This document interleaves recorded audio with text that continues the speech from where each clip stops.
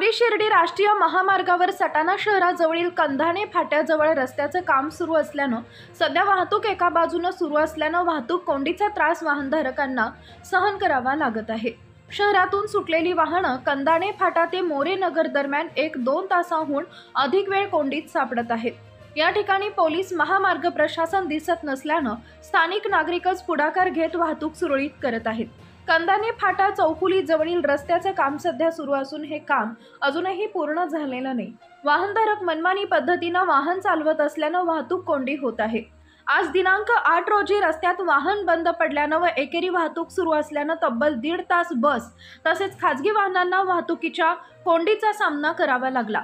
मोठ्या प्रमाणात वाहतूक कोंडीत झाल्यानंतर पोलीस व ठेकेदाराचे कर्मचारी तिथं दाखल झाल्यानंतर वाहतूक सुरळीत सुरू करण्यात आली।